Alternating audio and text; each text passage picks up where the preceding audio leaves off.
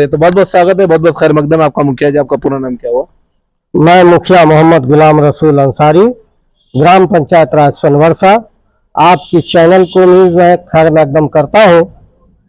साथ ही आप हमारे इलाके में आए हैं, इसके लिए भी शुक्रिया। मेरा पहला सवाल मुखिया जी, इससे पहले कि मैं राजनीतिक सवाल लूं, सबसे पहले मैं चाहूंगा कि आपकी जीवनी के बारे में, आपने राजनीतिक या राजनीति के अंदर आना क्यों पसंद किया और आपका मकसद क्या था? फिर मैं पहला सवाल लेता हूँ। देखिए, यहाँ बहुत जमाने से हमारे बुजुर्ग लोग, हमारे गांव के दादा चाचा इस पद को संभालते रहे हैं मुखिया का, लेकिन हमें लगा कि जिस रूप से पंचायत चलना चाहिए उस रूप से नहीं चल रहा है। क्योंकि हम रिलायंस के ए ग्रेड के कॉन्ट्रैक्टर थे। कुछ लोगों ने, हमारे यहाँ के समाज के लोगों ने डिमांड किया कि आप अगर नहीं आइएगा तो इस पंचायत का सुधार नहीं होगा। मैं बड़े जुनून के साथ आया, नॉमिनेशन किया। नॉमिनेशन करके मैं फिर अपने काम पर चला गया। चूंकि हमारे घर में कोई लड़ने वाला नहीं था, लड़ाने वाला नहीं था, न मेरे खानदान घर में कोई नेता है कभी, और न हमारे बाद कोई है। मैं सिंगल घर, मुस्लिम कम्युनिटी से यहाँ पर हूँ, और सिंगल घर में सिंगल लड़का हूँ। फिर भी लोगों ने, आज तक कोई भी मेरे इतना वोट से नहीं जीता जितना वोटों से मैं जीता हूँ इस सोनवर्षा पंचायत। पहली बार में ही जीत गए थे? और पहली बार में मैं जीता हूँ।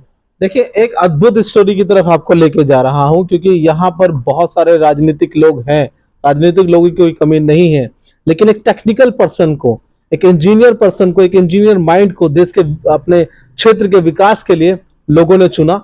और देखिए, जब जाति समाज भेदभाव से ऊपर उठकर जनता निर्णय लेती है तो इस तरह के गुलाम रसूल जो है सेवा में उपस्थित होते हैं। लेकिन अब मैं आऊंगा इनकी राजनीतिक सूझबूझ के ऊपर। तो मेरा पहला और अहम सवाल, बिहार का चुनाव कैसे देखते हैं? देखिए, बिहार का चुनाव ये नेता लोगों के वजह से जातीय रंग ले लेता है। हमारे यहाँ अगर नेतागिरी नहीं हो तो कोई जातीय उन्माद नहीं है। बिहार में बिल्कुल शांतिपूर्ण ढंग से चुनाव होगा, लेकिन शर्त यह है कि अब ईवीएम का खेला बंद हो। अगर ईवीएम का खेला बंद होता है तो गरीब हो या अमीर हो, सब निष्पक्ष चुनाव में लोगों को दिखाएगा और नेता को भी भगाएगा कि आपको इतनी प्रचार प्रसार की हमारे बिहार में जरूरत नहीं है। बिहार को हाईजेक किया जाता है, बिहार को बदनाम किया जाता है। बिहार के लोग लेबोरियस होते हैं। जो देश के हर कोने में जाके एक से एक कल कारखाना बनाने का काम किया, उसको समझाने और बेवकूफ बनाने लोग चला आता है। क्योंकि परिवार से लोग मजबूर हो जाता है, जिस कारण यहाँ जातीय उन्माद फैला देता है लोग। सर, मैं काउंटर टू काउंटर सवाल आपसे चाहूंगा, क्योंकि बहुत इंपॉर्टेंट चीज आपसे निकल कर आ रही है। 20 साल की राजनीति को कैसे देखते हैं नीतीश के? देखिए, नीतीश कुमार के 20 साल की राजनीति को मैं ऐसे देखता हूँ, जैसे बनाएगा कांग्रेस की जो योजनाएं थी उसको धरातल पर लागू करने में एक वाहिद शख्स है जिसका नाम लालू यादव है, जिसने हर जवान को बोलने का आवाज दिया। बिहार में उसकी सरकार बनने, कुछ में अगर अच्छाई होता है तो उसमें कुछ बुराई भी होता है। बिहार की तरफ झुक गए, जिस कारण उनकी पार्टी टूटी और लोगों में विघटन पैदा हुआ। दूसरी पार्टी का यहाँ कोई भी जीर्णोद्धार नहीं होता, चूंकि नीतीश कुमार भी उसी में से निकले हैं, जनता दल से। जिस जनता दल से लालू यादव है उसी में से हमारे यहाँ कमल पासवान निकले। जो भी यहाँ के नेता निकले उसी से निकले हैं। चूंकि पार्टी के लिए, राजनीति के लिए तो कोई जात होता ही नहीं है। उन लोगों का कब लड़ाई है, कब अपना है। और नीतीश कुमार का बहुत अच्छा रीजन नहीं रहा, लेकिन एक रीजन जरूर अच्छा रहा कि उनके कार्यकाल में लड़ाई भिड़ाई पे कुछ विराम लगा। लेकिन घूस का जो पैमाना है वो चरम सीमे पर है। खासकर पंचायती राज व्यवस्था को ध्वस्त करने का काम नीतीश कुमार ने किया। तो आज के डेट में जो 10-10 हजार रुपया ये पब्लिक को दिया जा रहा है, बिल्कुल ही निहायत गलत तरीके से दिया जा रहा है। पंचायत के विकास का कार्य रुका हुआ है, पंचायत का विकास मद का पैसा रुका हुआ है, पंचायत में कोई कार्य नहीं हो पा रहा है। जितना भी घोषणाएं देख रहे हैं सब पेपर में है सिर्फ, और सब घूस और लूट घसोट का योजना चला है। चाहे वो ब्लॉक हो, चाहे वो जिला हो, हर जगह वो लोग पैसा बांध रखा है। मजबूर है पदाधिकारी जो कार्य करना चाहता है वो भी नहीं कर पाता है इन नेताओं की वजह से। किसकी सरकार की उम्मीद लग रही है कि इस चुनाव के बाद क्या परिवर्तन होगा? बिहार में तो मेरी सोच है कि गैर राजद, गैर बीजेपी, गैर जदयू और गैर कांग्रेस की सरकार बननी चाहिए दिल्ली की तर्ज पर यहाँ एक बार, ताकि लोग आजमाएं और उसको पहचान सके कि दूसरे में भी स्टैमिना है कुछ करने की। यानी कि आपने बिना कहे प्रशांत जी का प्रचार कर दिया। नो पैसा प्रशांत किशोर भी उसी सभी पार्टी से निकल के आया। ऐसा कोई पार्टी नहीं है नेशनल पार्टी जिसका रस चूस के उन्होंने नहीं आया। जिसका रस उन्होंने खाया है सभी को जानते हैं कि किसका किस टाइम में बैठ के रस चूसना है। ये तो कारपोरेट क्या बीजेपी इतना डंका पीटती है नहीं जानती है। एक जिले में 200 गाड़ी प्रशांत किशोर का चलता है, कहां से चल रहा है, कहां से इतना पैसा आ रहा है। दूसरे पार्टी का होता तो आज वो जेल में ठूस दिया होता बीजेपी। कहीं ना कहीं इसमें बीजेपी की भी साजिश है और ये सारा खेल चल रहा है। यहाँ निष्पक्ष चुनाव होने चाहिए। मैं तो चुनाव आयोग से भी मांग करूंगा कि यहाँ निष्पक्ष चुनाव के लिए चाहे जो करना पड़े, ईवीएम चेंज करना पड़े या बैलेट से चेंज कराना पड़े तो बैलेट से करा दे, लेकिन यहाँ निष्पक्ष चुनाव हो तभी यहाँ निष्पक्ष सरकार बने। आखिर में जो लिस्ट दी गई है 60 लाख वोटर काट लिए गए हैं। इन 60 लाख वोटरों की जो SIR के प्रक्रिया के अंदर काट दिए गए हैं, इनको कैसे देखते हैं कि वो 60 लाख वोटर हैं या वो अमान्य लोग थे? ये भी एक राजनीतिक स्टंट है। मैं कह रहा हूं कि 20 साल से आपकी सरकार है और आप ये कह रहे हैं कि ये गलत वोटर थे, 60 लाख गलत वोटर थे। अगर गलत वोटर थे तो आपने लोकसभा का चुनाव क्यों माना? लोकसभा के चुनाव को रद्द कीजिए और तब आप चुनाव कराइए। लोकसभा को रद्द कीजिए और दोनों को काट के तब एक साथ चुनाव कराइए। क्यों ऐसा गलत है? ये बेवकूफ बनाने का, जनता को बेवकूफ बनाने का big point of this interview कि कहीं ना कहीं एक बड़ी मांग जो कि अब तक के पिछले 1 महीने में किसी विधायक का मैंने इंटरव्यू किया, किसी नेता का इंटरव्यू किया, उन्होंने ये पॉइंट आउट किया ही नहीं, लेकिन इंपॉर्टेंट पॉइंट है। मैं चाहूंगा इस पॉइंट को आप दबा के शेयर कीजिए, पूरे हिंदुस्तान में शेयर कीजिए कि यदि ये 60 लाख वोटर गलत थे तो लोकसभा का चुनाव रद्द होना चाहिए। ये ब्रेकिंग न्यूज है और कहीं ना कहीं ये ब्रेकिंग न्यूज मिली हमें जाकर एक गांव के अंदर एक मुखिया के जरिए। तो मैं ब्रेकिंग न्यूज को बार बार हाईलाइट करने के लिए कहूंगा PCR से, और फिर मैं आग्रह करूंगा कि बड़े सटीक जवाब, बड़े आप दानिश्वरी से हर सवाल का जवाब दे रहे हैं, तो मैं चाहूंगा कि इंटरव्यू को कंटिन्यू रखा जाए।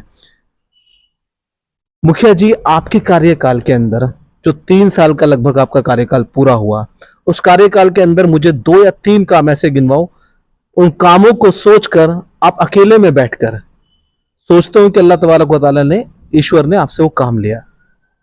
देखिए, यहाँ की जनता तो उम्मीद के साथ जनता हमको जिताई थी और मैं भी जुनून के साथ था, चूंकि मैं पढ़ा लिखा इंसान था और हमने तरीके के तहत जो एक सिस्टम से काम होता है उसको करने का मैं कोशिश किया।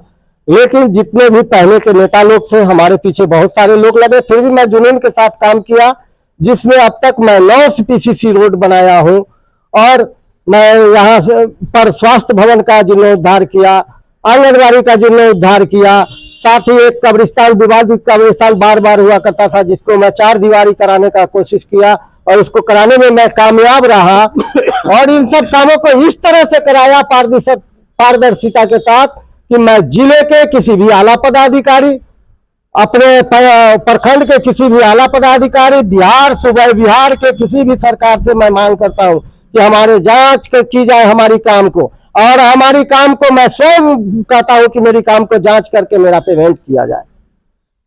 देखिए, एक बड़ा सबूत आपको दे रहा हूं जो अक्सर करके एक जबरदस्ती नैरेटिव सेट करने की कोशिश की जाती है कुछ यथाकथित नेताओं द्वारा कि मुस्लिम समुदाय में सिर्फ पंचर लगाने वाले हैं, लेकिन इनकी बातों से उन लोगों के दिमाग के पंचर हो रहे होंगे जो लोग इस तरह का आरोप लगाते हैं। तो उन पंचरवादियों तक ये न्यूज जरूर पहुंचाइए ताकि उनको समझ में आए कि एक मुस्लिम व्यक्ति भी देश की सेवा कर सकता है, क्षेत्र की सेवा कर सकता है।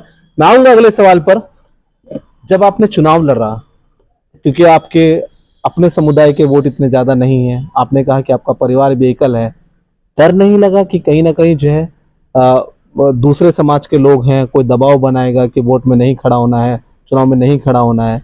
कैसे ये सामाजिक ताना बाना बुन पाए आप? देखिए, डर नाम का चीज तो हमको सिर्फ अपने रब ने, जिसने मुझे पैदा किया, उसका मुझे डर है। बाकी मैं किसी से नहीं डरता। मरना तो एक तय है और उसी रोज मरूंगा जिस दिन अल्लाह का फरमान जारी होगा। दूसरा दिन तो हमको कोई मार नहीं सकता, क्योंकि हम पर गोली भी चलाया गया मुखिया बनने के बाद। उसके बाद भी मेरा कुछ नहीं बिगड़ा, बाल बिका नहीं हुआ। हम पर बहुत सारी मुकदमाएं हुए, किसी में मेरा कुछ नहीं हुआ, सभी में मैं बरी हुआ। तो ये तो यहाँ की विडम्बना है, उससे मुझे कोई डर नहीं। चलिए, एक तो बात ये हो गई, लेकिन सभी समुदाय ने आपको वोट डाला। देखिए, अगर मैं यहाँ 1300 वोटों से तो लीड किया हूँ, जीत हुई है। दिल कैसे जीता आपने? ये मैं जीत ये किया कि सभी लोगों को मुझसे उम्मीद था, उस उम्मीद पर मैं खरा उतरा। किसी लोगों ने जो चाहा, जो लोगों का फरमान था, मैंने उसको कुछ हद तक तो मैं इलेक्शन के पहले ही पूरा किया था। अरे वाह। और लोगों के बीच कैसे सिस्टम से लड़ा जाता है, उस पर मैं खरा उतरा। आज के डेट में भी बड़ी से बड़ी सभा होती है, उसमें मैं खरा उतरता हूँ। यहाँ तक कि हमारे यहाँ डीएम साहब का आना हुआ, डीएम साहब ने भी पुरस्कृत किया। हाँ, तो सर लेकिन मेरा सवाल का जवाब नहीं मिला मुझे अभी भी, कि जो सामाजिक ताना बाना है, क्योंकि अब एक अक्सर करके एक नैरेटिव फैलाया जाता है कि नहीं यार, मुस्लिम जो कैंडिडेट खड़ा हुआ है, क्यों इसको वोट डालना है, इस तरह का अगर नैरेटिव फैलाया गया होगा, तो आप क्योंकि गैर मुस्लिमों में भी गए होंगे, तमाम जातियों में गए होंगे, तो किस तरह से प्यार मिला आपको? क्योंकि देखिए, मैं एक प्रोफेशनल इसी समाज में यही पला बढ़ा, बचपना मेरा यही बिगड़ा। अच्छा, आपके पास एक विजन भी था लेकिन गांव के लिए? और विजन क्या, गांव में पहले से ही मैं अपने काम में जाने से पहले, चूंकि हम भी पंचर वाले के बेटा है। अच्छा। और पंचर बनाने का काम हमने भी कानपुर में किया है, 4-5 स्टेट में मैंने किया है। और 10 स्टेट में मैं अपना ठेकेदारी भी किया हूँ। 10 स्टेट का अनुभव मेरा रहा। और सर मैं आपको रोकना चाहूँ, आपने खुद भी पंचर लगाया है? मैंने खुद लगाया है, आज भी मेरी पंचर की अपनी दुकान है। आज भी है? आज भी है, कानपुर में मेरा अपना मकान मैंने कमाकर कॉन्ट्रैक्टरी से और पंचर दुकान से बनाया है, वहां मेरी मकान है। तो सर, पंचर लगाने से लेकर आज आप जो है पुराने जो पंचर हुए थे कार्य के अंदर, विकास के अंदर, वो तमाम 9 सीसी पंचर लगा दिया आपने, 9 रोड बना दिए इतने कम समय। हमने इस चीज का आज भी मुझ में जुनून है। और मैं अगर कामयाब रहा, जो मेरा मिशन है, मैं करके इलाके के लोगों को ऐसा कुछ दिखाने वाला हूँ कि लोग कहेगा कि वाकई इसमें जज्बात और जुनून दोनों पैदा है, और जानकारी के साथ पैदा है। आपके पास ग्राम पंचायत की ताकत आई तो आपने इतना काम कराया, आप इस ताकत को आगे बढ़ाने की सोच क्यों नहीं रखते, ताकि और भी गांवों का भला हो या और बड़े क्षेत्रफल का भला हो? देखिए, खासकर नेतागिरी जो होता है बहुत गंदी चीज होता है। मैं ये चीज मैं भरे खुले मंच से बोलूंगा, क्योंकि नेतागिरी में चाहिए झूठ बोलने वाला, छल परपंच वाला, गलत वादा करने वाला। मुझसे गलत होता नहीं है, क्योंकि आज भी हमको अफसरों से लड़ाई होती है, चाहे किसी भी मैटर पे हो, मैं लड़ जाता हूँ। घूस देना मैं नहीं जानता, घूस लेगा मैं उस अफसर को छोड़ूंगा नहीं।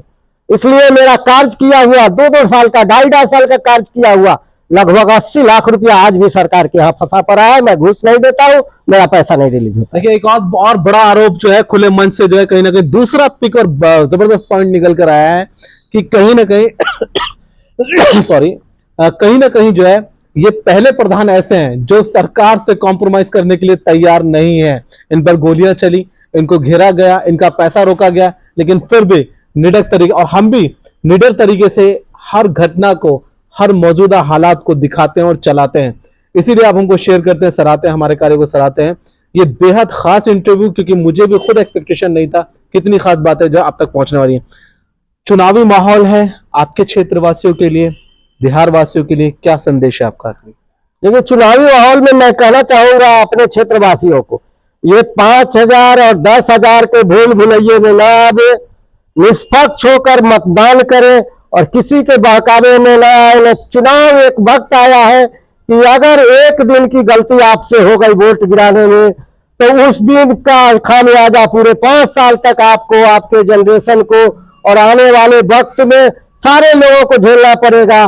क्योंकि सरकार का जो रवैया है बहुत ढुलमुल रवैया है, और हर हालत में सरकार बदलनी चाहिए, चाहे सरकार जिसकी भी हो, सरकार एक बार बदलनी चाहिए बिहार। बहुत बहुत शुक्रिया। तो देखा आपने, तमाम जो है हमारे तमाम तीखे सवालों के बावजूद जो है बहुत तथ्यपूर्ण जो है जवाब निकल कर आए। मैं उम्मीद करता हूं आप इस वीडियो को जरूर शेयर करें। कैमरा पर्सन विपिन के साथ मैं फुरकान, मुजफ्फरपुर।